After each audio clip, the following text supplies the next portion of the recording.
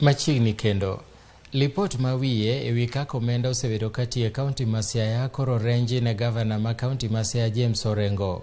Duoko no yango rode mag mibadhi e yo ma kaunti ma Siaya osebedo katiyo gomenda.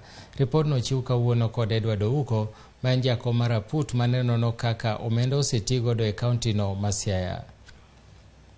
Contracted, we are required to retain some amounts, which eventually will be paid if the works have been completed well. And these are called retention accounts. These accounts sometimes hold very big money and can be a source of abuse.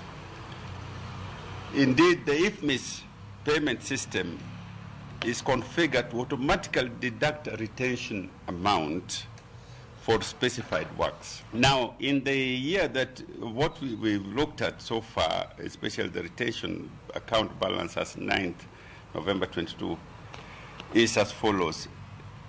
For instance, the bank statement on July 2021 told us that the retained amounts were 10 million. We then had retention amounts received. From 10, we had about 60 million. So we should have had about 70 million of retention amounts. And therefore, we paid out only 48. The bank balance should have been 22. Now, further to establishing the current status of retention accounts as I've just identified, the amount credited to the retention account for the period was not actual amounts that ought to have been credited to the accounts. So a lot of documents which we could have looked at are still there, but also we felt that we must let them do also their work.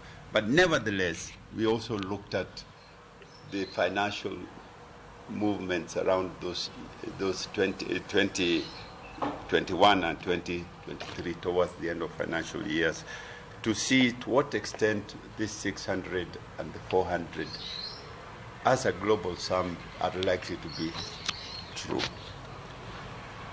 The task force therefore reviewed and concurred with the internal audit report of 2021 dated 29th August.